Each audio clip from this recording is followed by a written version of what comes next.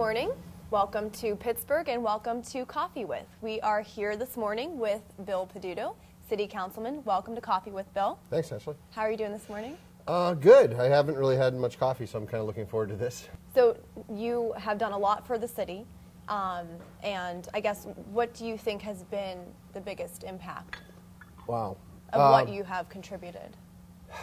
I mean, just on the strict government side of it, I'd say it has been on the finances of the city of Pittsburgh. When I came in, we were on the brink of bankruptcy, and I was the first to propose that we pursue Act 47 from the state, and at that time, I couldn't even get one other council member nor the mayor to support it, to even have it as a discussion. I kept pushing. We were able to do it. I worked hard to get us through the first 5-year plan. We've recently adopted the second 5-year plan, where I was the chair of finance, and I sort of crafted it in a way that we would be able to draw out our finances until around the year 2018. And what makes 2018 so magical is it's the year that our debt goes from about $90 million a year that we pay, like paying off a credit card on old debt, down to around $30 million. So we get a cushion of $60 million. My goal was, looking at it long term, how do we basically forecast our expenses so that we get to that point, and then we'll have a sustainable budget for the next 10 years, so looking all the way out to 2028.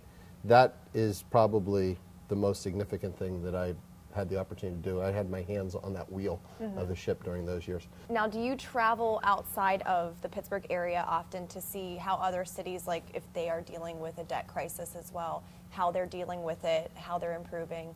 All the time. Travel is one of my favorite hobbies, and understanding how a city operates is my passion. Cities are amazing things. They're very different than most things.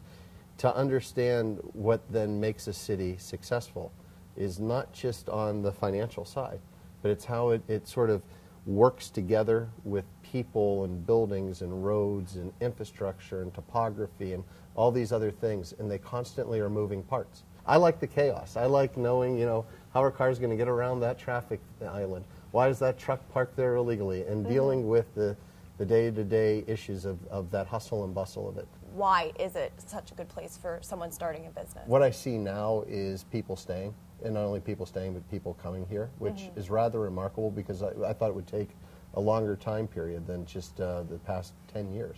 The mills never left Pittsburgh. It just moved up the hill from the rivers to Oakland, and they're called UPMC, Carnegie Mellon, University of Pittsburgh. And where my grandparents came to this country to use their arms and their backs and their hands, these new immigrants that are coming to Pittsburgh are coming here to use their minds. What makes Pittsburgh a great place to do business is there is a pool of capital that is talent, and it is centered right here. And it's in a workable environment, small enough that you can actually access it, large enough that you can make a difference. So, Bill, moving forward, what are your goals for the city?